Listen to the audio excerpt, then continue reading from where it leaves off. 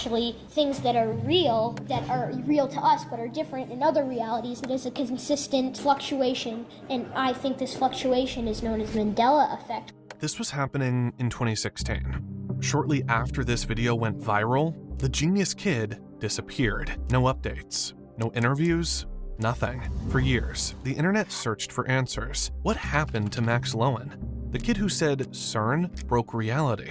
What you're about to hear next will change how you see everything. Just keep in mind, in 2008, CERN launched the Large Hadron Collider, and in 2009, people started noticing something strange. Memories that didn't match reality. What happened was we made this universe sort of out of balance, and our universe... Because of the collider, the super collider? Yeah, we altered the weight of a single electron, which I believe shifted us into a parallel universe. This is our original timeline, right?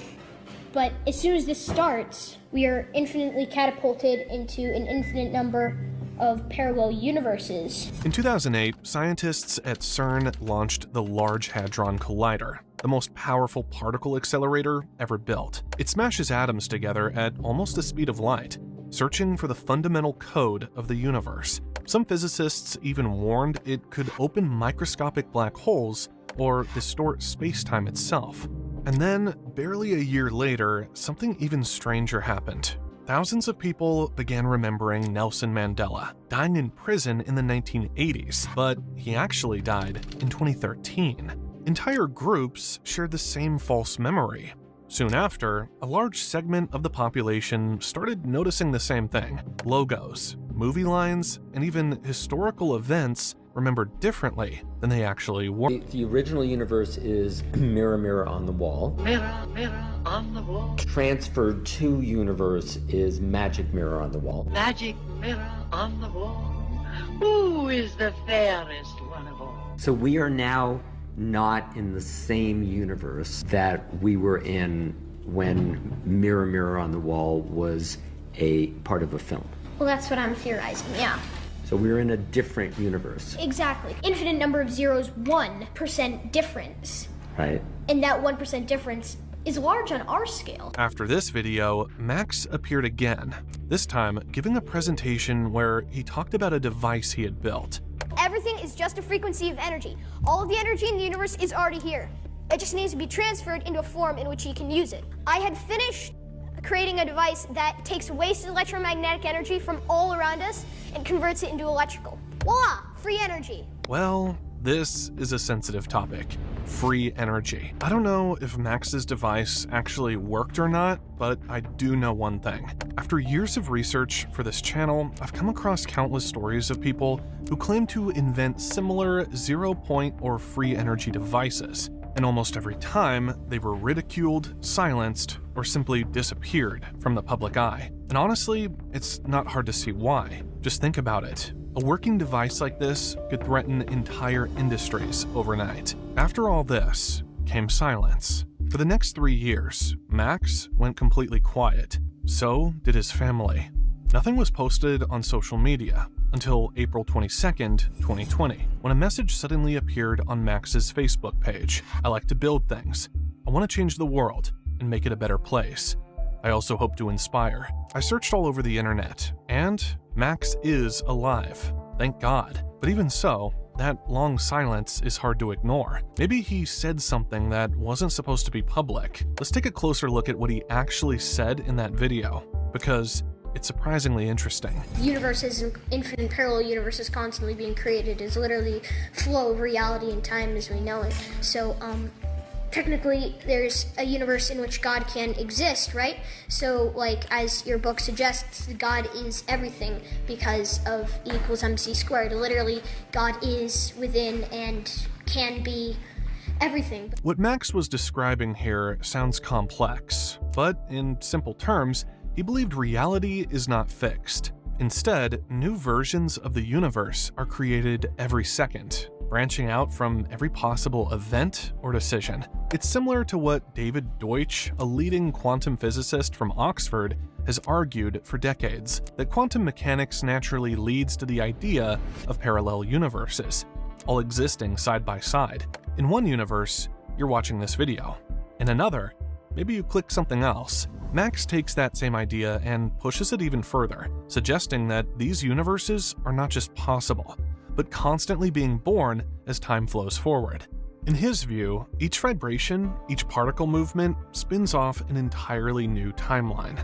As every electron spins, we are infinitely catapulted into an infinite number of parallel universes. And somewhere infinity down the line, here's our universe, right? And then we're constantly shifting into alternate universes as we speak. In other words, reality isn't a single movie playing from start to finish. It's millions of versions of the same movie, all happening at once. This isn't far from ideas explored by Michael Talbot, author of The Holographic Universe, who suggested that our reality could be a projection, where every piece contains the whole and infinite variations can exist simultaneously. Max also touches on the paradox of infinity, saying that even infinity can have levels. That's actually a real concept in mathematics, known as Aleph Null, used by Georg Cantor to describe different sizes of infinity. It might sound abstract, but what Max was trying to express is that our universe might be infinite, yet still exist inside a larger infinite structure. Imagine it like this, right? There's one line, and then a fraction closer, and a fraction smaller is the next line. And then a fraction closer and a fraction smaller is the next line, so on, so on, so on. Till eventually we get this sort of thing. It's a little bit like this. Now, that's infinity in a confined space because there's nothing here or here, because this is still there. But what happens when you add a line here? Now, that is actually still infinity, because it's still in the same place, but it's not in a confined space, you may say. He was only 13, yet somehow describing the same mathematical paradoxes physicists and philosophers have debated for over a century. And considering that there is an infinite number of vibrations and therefore an infinite number of realities within our dimensional space, or I guess altered dimensional space, considering that they're either higher or lower, still in the same confined space, there is an infinite number of parallel realities with an infinite number of parallel dimensions that actually can create a powerful or a less powerful form of God equals MC squared as we know it. He describes a structure where many universes exist side by side, all slightly different from ours. Each small event creates another version of reality. This idea matches the many worlds interpretation first proposed by physicist Hugh Everett in the 1950s. According to this theory, the universe doesn't collapse into one outcome. It splits into all of them. What we call reality is just the version we happen to observe. You see, we were moving relative to our universe, and then our universe destroyed, so now the universe started to move, or I guess our parallel universes, our multiverse started to move parallel to us because we were out of alignment and just destroyed everything.